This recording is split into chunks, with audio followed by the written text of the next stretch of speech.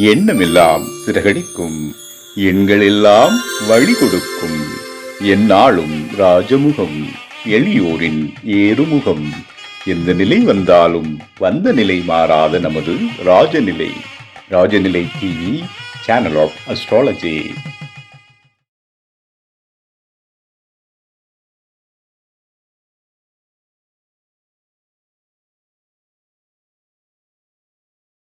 வாழ்க தமிழ், வளர்க ஜோதிடம். அனைவருக்கும் அன்பான காலை வணக்கம். இன்று பிறந்தநாள் மற்றும் திருமணநாள் கொண்டாடும் அனைவருக்கும் ராஜநிலை டிவி சார்பாக வாழ்த்துக்களை தெரிவிப்பது உங்கள் ராஜநிலை எண்கணித வித்தகர் லால்குடி செந்தில். நம்ம இன்னைக்கு நிகழ்ச்சியில் பஞ்சாங்கம் பற்றிய குறிப்பும் 12 ராசிக்கும் அதிர்ஷ்டமான ராஜநிலை எண்களை பற்றி தெரிஞ்சுக்க போகிறோம். ப்ளஸ் 27 நட்சத்திரத்துக்கும் என்னென்ன காரியங்கள் செய்யலாங்கிறத பார்த்துக்கிட்டு இருக்கிறோம். இன்னைக்கு ரோகிணி, மிருகசீரிடம், திருவாதுரை நட்சத்திரத்திற்கு என்ன காரியங்கள் செஞ்சுக்கலாம் அப்படிங்கிறத தெரிஞ்சுக்கலாம். வாங்க வீடியோக்குள்ளார போகலாம். தட்சநாய காலம் பராபவ வருடம் ஆடி மாதம் 10ஆம் தேதி ஞாயிற்றுக்கிழமை பிரதோஷம் இன்று 26/7/2026. நல்ல நேரம் காலை 7:45 மணி முதல் 8:45 மணி வரை, மதியம் 3:15 மணி முதல் 4:15 மணி வரை, கௌரி நல்ல நேரம் காலை 10:45 மணி முதல் 11:45 மணி வரை, மதியம் 1:30 மணி முதல் 2:30 மணி வரை, ராகுகாலம் மதியம் 4:30 மணி முதல் 6 மணி வரை, குளிகை நேரம் மதியம் 3 மணி முதல் 4:30 மணி வரை, யமகண்டம் மதியம் 12 மணி முதல் 1:30 மணி வரை. இன்று மேற்கு திசை சூலம், மேற்கு திசை நோக்கி போறதா இருந்தால் கொஞ்சம் வெள்ளம் சாப்பிட்டுட்டு போங்க. இன்றைய திதி மதியம் 3 மணி 51 நிமிடம் வரை துவாதசி, பின்பு திரையோதசி திதி. நட்சத்திரம் கேட்டை நட்சத்திரம் காலை 10 மணி 2 நிமிடம் வரை, பின்பு மூல நட்சத்திரம். யோகம் ஐந்தரிய நாம யோகம். கர்ணம் பாலவ கர்ணம் மதியம் 3 மணி 51 நிமிடம் வரை, பின்பு கவலவ கர்ணம். சந்திராஷ்டமும் பரணி நட்சத்திரம் மற்றும் கிருத்திகை நட்சத்திரத்திற்கு. கிரக நிலவரங்கள்: ரிஷபராசியில் செவ்வாய் பகவான், மிதுன ராசியில் புதன் பகவான், கடக ராசியில் சூரிய பகவான் மற்றும் குரு பகவான், சிம்ம ராசியில் சுக்கிர பகவான் மற்றும் கேது பகவான், தனுசு ராசியில் சந்திர பகவான், கும்ப ராசியில் ராகு பகவான், மீன ராசியில் சனி பகவான். புதுசாக பார்க்கக்கூடிய நண்பர்கள் இந்த மாதிரி ஒரு பர்மனெண்ட் மார்க்கர் வாங்கிக்கிங்க. உங்களுக்கு உங்களோட ராசி அல்லது உங்களோட லக்னம் எது தெரிஞ்சிருந்தாலும் பரவாயில்ல, அதுக்கு சொல்லக்கூடிய நம்பரை மணிக்கட்டில் நம்பிக்கையோட எழுதுங்க. உங்கள் லைஃப்பில் என்ன தேவை? திருமணம் ஆகணுமா, குழந்தை பாக்கியம் வேணுமா, வீடு கட்டணுமா, வீடு வாங்கணுமா, வெளிநாட்டுக்கு போகணுமா, கவர்மெண்ட் உத்தியோகம் வேணுமா, இது மாதிரி உங்களுக்கு என்ன தேவையாக இருந்தாலும் சரி, மனதார நினச்சிக்கிட்டு எழுதுனீங்கன்னா 100 நாளில் நிச்சயமாக நடக்கும். இது எழுதக்கூடிய நேரம்னு ஒன்று இருக்குது, ஓகேங்களா? காலையில் பிரம்ம முகூர்த்தத்தில் செய்யலாம், அல்லது பார்த்துக்கிட்டிங்கன்னா காலையில் 6:02, 6:04, 6:06, 6:08, 6:26, 6:22, 6:33, 6:42, 6:51 இந்த நேரங்களில் நீங்கள் எழுதுனீங்கன்னா நிச்சயமாக நீங்கள் எதிர்பார்த்தது நடக்கும், ஓகேங்களா? இதே தான் 8 மணிக்கு நீங்கள் பயன்படுத்திக்கணும். மேசராசி அல்லது மேச லக்னத்தில் பிறந்த நண்பர்கள் இன்று பயன்படுத்த வேண்டிய ராஜநிலையின் அதிர்ஷ்டமான எண் 14. ரிஷப ராசி அல்லது ரிஷப லக்னத்தில் பிறந்த நண்பர்கள் இன்று பயன்படுத்த வேண்டிய ராஜநிலையின் அதிர்ஷ்டமான எண் 42. மிதுன ராசி அல்லது மிதுன லக்னத்தில் பிறந்த நண்பர்கள் இன்று பயன்படுத்த வேண்டிய ராஜநிலையின் அதிர்ஷ்டமான எண் 64. கடக ராசி அல்லது கடக லக்னத்தில் பிறந்த நண்பர்கள் இன்று பயன்படுத்த வேண்டிய ராஜநிலையின் அதிர்ஷ்டமான எண் 72.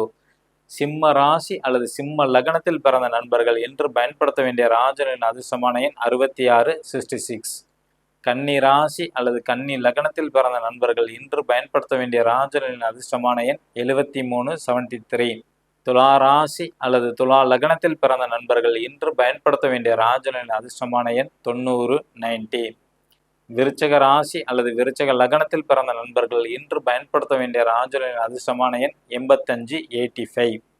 தனுசு ராசி அல்லது தனுசு லக்னத்தில் பிறந்த நண்பர்கள் இன்று பயன்படுத்த வேண்டிய ராஜநிலையின் அதிர்ஷ்டமான எண் 89.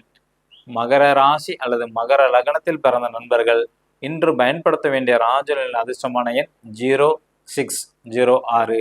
கும்ப ராசி அல்லது கும்ப லக்னத்தில் பிறந்த நண்பர்கள் இன்று பயன்படுத்த வேண்டிய ராஜநிலையின் அதிர்ஷ்டமான எண் 20. மீன ராசி அல்லது மீன லக்னத்தில் பிறந்த நண்பர்கள் இன்று பயன்படுத்த வேண்டிய ராஜநிலையின் அதிர்ஷ்டமான எண் 12. இவை அனைத்தும் காமனான ராஜநிலையோட அதிர்ஷ்டமான எண்கள். உங்கள் ஜாதகப்படி உங்களுக்கு அதிர்ஷ்டமான செல்ஃபோன் நம்பர் வேணுமா, பணத்தை ஈர்க்கக்கூடிய பாஸ்வேர்ட் நம்பர் வேணுமா, கீழே உள்ள வாட்ஸ்அப் நம்பருக்கு தொடர்பு கொள்ளுங்கள். நிச்சயம் குரு காணிக்கை வாங்கிட்டு தான் எடுத்தரப்படும். இப்போ நம்ம அடுத்தது ரோகிணி நட்சத்திரத்துக்கு என்னென்ன விஷயங்களை வந்து செய்யலாம். ஒவ்வொரு மாதமும் ரோகிணி நட்சத்திரம் வருது பார்த்தீங்களா, இந்த காலகட்டத்தில் வீடு வாங்குறது, நகை வாங்குறது இதெல்லாம் வாங்குனீங்கன்னா கண்டிப்பாக அது விற்கக்கூடிய சூழ்நிலை வரும். அதனால வாங்கக்கூடாது. ஒவ்வொரு மாசமும் ரோகிணி நட்சத்திரம் வர அன்னைக்கு வீடோ நகையை மட்டும் வாங்காதீங்க. இன்னைக்கு இந்த ரோகிணி நட்சத்திரம் வர அன்னைக்கு அன்னதானம் செய்யலாம், சாந்தி முகூர்த்தம் வந்து வைக்கலாம், ரொம்ப சிறப்பாக இருக்கும். ஓகேங்களா. வாகனம் வாங்குறதுக்கான அற்புதமான நாள். உணவு தொடங்குறதுக்கு ஹோட்டல் ஆரம்பிக்கிறவங்க இந்த ரோகிணி நட்சத்திரம் அன்னைக்கு வந்து தொடங்கலாம். அதே மாதிரி கிணறு வெட்டுறதுக்கும் இது சிறப்பான ஒரு நல்ல நாள், ரோகிணி நட்சத்திரம் வர அன்னைக்கு. அடுத்தது மிருகசீரிட நட்சத்திரம். ஓகேங்களா. இந்த நட்சத்திரம் வர அன்னைக்கு என்னென்ன காரியங்கள் செய்யலாம்.